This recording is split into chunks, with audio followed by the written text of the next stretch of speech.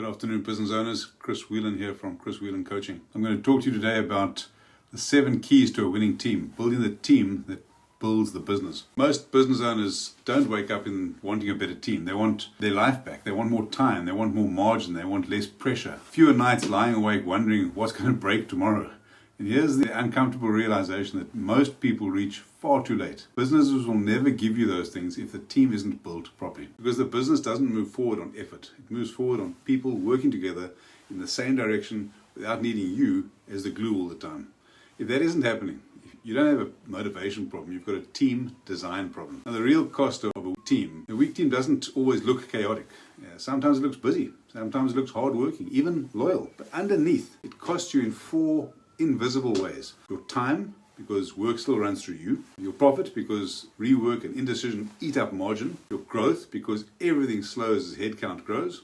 And your energy, because the business relies on you holding it together. That's why owners burn out in businesses that on paper are doing fine. The structure is wrong. And structure beats heroics every single time. Here's the mistake I see constantly. Owners thinking winning teams means a nice culture, happy people, everyone getting along. Those things are nice, right? But they're not the point. A winning team does 3 things exceptionally well. Moves the business in the right direction, number 1. Number 2, it executes without constant supervision. And number 3, it keeps improving without waiting to be told. That's what makes the business lighter, faster, more profitable. It doesn't happen by accident. It happens when 7 things are present, not as concepts, but as lived realities. Now those components I think, need to be woven into the business.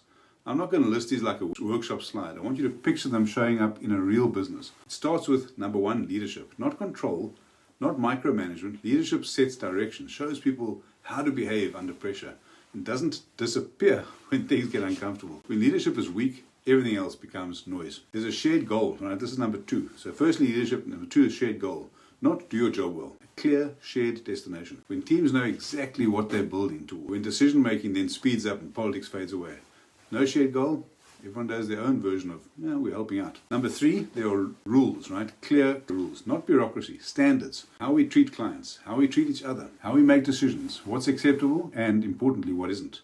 Without rules, people guess, and guessing gets expensive very quickly. The 4th thing is an action plan. Now, this is where most businesses fail quietly. Good intentions, but no ownership, no timelines. When there's no plan, the owner becomes the plan. And that's why the business can't survive without you. So that's the 4th. The 5th one is risk, not recklessness, supported experimentation. Teams that aren't allowed to try new ideas stop thinking.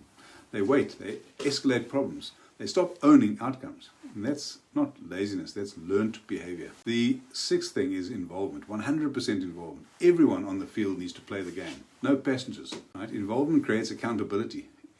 Inclusion creates ownership. If people feel excluded, they disengage. They're going to check out. If they're included but not expected to contribute, they'll just hide. And finally, and this is important, continuous learning. Winning teams don't peak once. They keep adapting. They keep learning.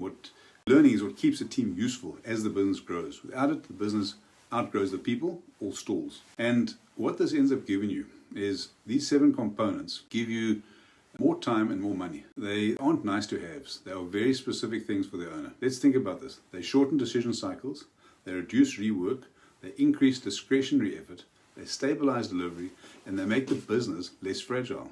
That is how profit improves without burning people out.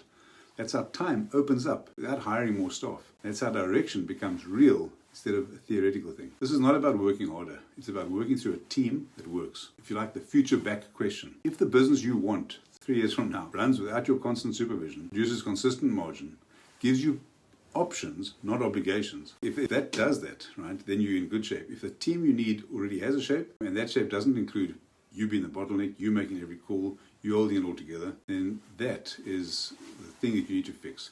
The work is build the team your future business requires, starting now. That's what you need to do. Every owner, it's a moment of truth. Either you keep being the hero, or you build the structure that replaces you. Winning teams don't just feel better to work in. They pay the owner back in time, margin, confidence, freedom. When the team works, the business finally starts working for you, not because of you. That's the difference between owning a business and carrying one. Have a fantastic day. If any of this interests you, message in the link, grab some time in my diary, and let's see how we can make this happen in your business as well. Have a good one. Cheers.